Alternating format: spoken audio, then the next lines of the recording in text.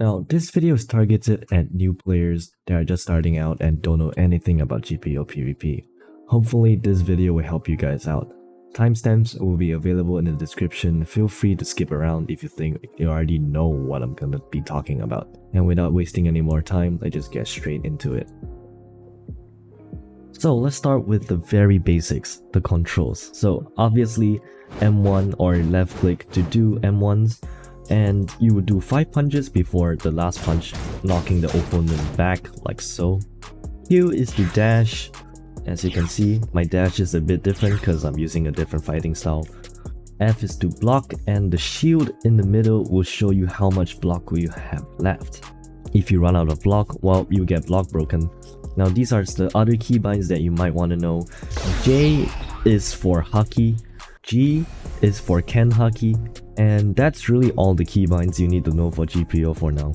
So here's how you can do a air combo. Now air combo is crucial for GPO PvP because a lot of your combo extenders will come from this air combo. So basically what you're gonna do is after you land your first M1, you're gonna hold down the spacebar, alright? Once you hold down the spacebar, just keep M1ing and you should be able to do an air combo which looks something like this. Now there's many ways to combo extend from an air combo, which I'll just show an example of how to do it. It's really simple. There are such things as air combo drag jump, like that, and there's just way too many which I won't be covering in this video. However, if you're just level grinding, the normal air combo is totally fine. You don't have to learn any of those like weird, bizarre combo extenders from air combos. Knowing the basic air combo should be fine for now, and if you want to know any other combos, you can search them up on YouTube. So let's move on to your skill tree, which is where you will be building your whole entire build. Well, that's all kind of obvious. Now you don't have to copy mine, there are so many builds out there. This is just one of them. My build probably won't fit for yours cases. I'll be explaining what every single tab does, so you get an idea on what points to put into so that you can make your own perfect build. So the first tab is strength, and as the description suggests, it will raise the damage output of your fighting styles. However, don't confuse this with sword mastery, as putting into strength won't increase your sword's damage. With the exception of Gauntlet, which is this weapon, which uses strength to scale the damage. For example, if I just take out a sword, you will see that my damage, my M1 damage, is just incredibly low because I have 0 in sword. What it will increase is your fighting style's M1 damage, as you can see like that. If you're using 1SS to farm, I recommend you to just not put anything into strength, but all of your M1 damage and all the M1 stats you want to put into sword mastery instead. However, if you're using Black Lake to farm levels, then well, feel free to put as much as you want into strength, and yeah. The next tab is stamina, and obviously the more points you put into stamina, the more stamina you have. That also applies to defense. The more you put into defense, the more health you have, and actually the more block you have as well, meaning you can tank more M1s / hits before you get block broken. So the next one is the Devil Fruit tab. Essentially what the skill point for the Devil Fruit does is not increase the M1 damage for the fruit, mine is stupidly high because of strength, but it is to increase the damage of the Devil Fruit powers like that. These are all of your skills for your Devil Fruit. You might have more, you might have less depending on what fruit you eat. So just to let you know, the Devil Fruit skill point doesn't increase the M1 for your Devil Fruit, it increases the fruit damage. Now the next tab is Gun Mastery. You can just totally skip this tab, no one even uses gun for damage anymore. But basically what it does is increases the damage for your gun, obviously. But the next one is pretty important. Depending on your fighting style, this tab might be different. It might be Black Leg Mastery, it might be Electro Mastery. For me, it's Rokushiki Mastery because I have the Rokushiki fighting style. Again, just like the Devil Fruit, increasing the mastery for your fighting style doesn't increase the M1 damage for your fighting style.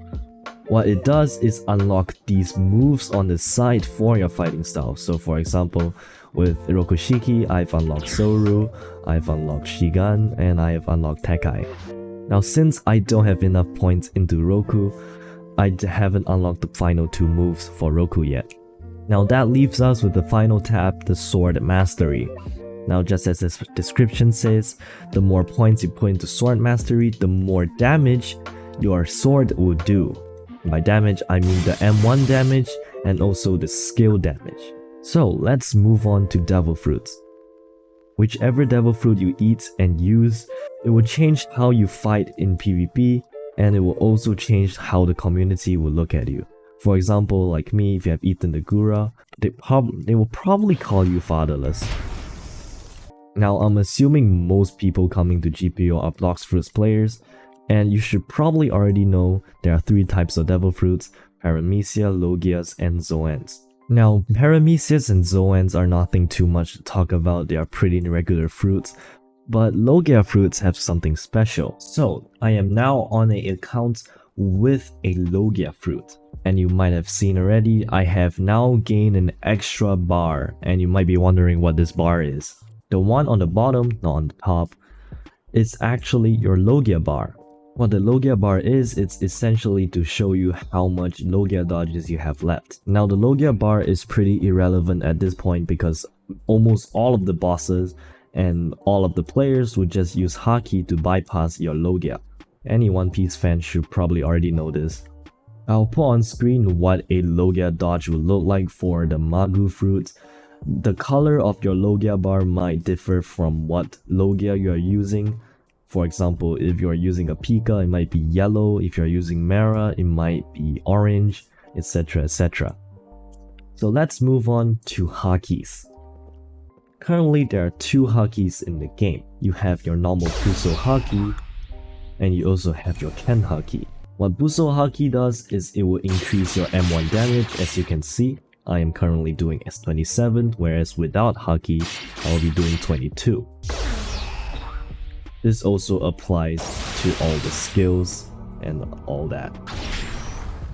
Buso Haki will also increase your block amount by a lot. And the final thing that it does is that it will bypass Logia dodges. I'll put something on the screen to show you what it's like comparing with Haki and without Haki, so you can take a look. The keybind to activate Buso Haki is J. Once you press J, it should start the Haki. Now you might be thinking, hey, wait a minute, what's this purple bar up here? That is your Haki bar, and as you can see, as soon as I activate my Buso Haki, the bar will start draining. And if the bar drains all the way, your Buso Haki will be gone. Now, once you first get Buso Haki, the time will be extremely short, but to train your Buso Haki, you will be needing to activate it and actually use it. This might take up to days to complete and get Max Haki. If you think you have gotten Max Haki, equip any single katana, and if you have this effect on your katana, that means you have gotten Max Haki. Next up, let's move on to Ken Haki. Again, Ken Haki is something you need to train. To train your Ken Haki, you actually need to, well, dodge. As you can see, I have 10 dodges left, and that is the max Ken Haki amount. Essentially, to train your Ken Haki, you just want people to keep punching you. What Ken Haki does is, well, dodge physical attacks. However, Ken Haki right now is honestly pretty bad. You cannot really dodge too much stuff other than M1s. What it does do is it will highlight the enemy similar to Blox Fruit, and it will show you the HP and stamina of a different player. It will also show you what item they're holding.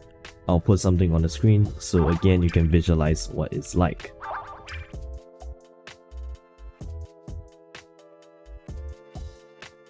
And the last and final thing Ken Haki will do is to show fruits. As you can see, I've dropped a devil fruit on the floor and it highlights the fruit and you can see them through walls. Oh, and by the way, you can also see enemies through walls. To activate Ken Haki, you need to press G. Once you have finished all of your Haki dodges, there will be a 25-second cooldown before you can use it again. And even if you wait the 25 seconds and activate it as soon as it's available, you won't have all of your dodges, only some.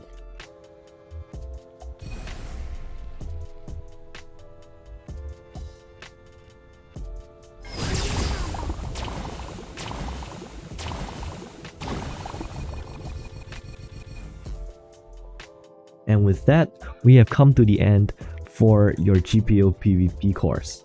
But of course, if you have more questions to ask about GPO PvP, feel free to put them in the comment section below. I will be sure to answer them. If you are an old player and you have some tips and tricks that you want to share with others, also feel free to share them in the comment section below.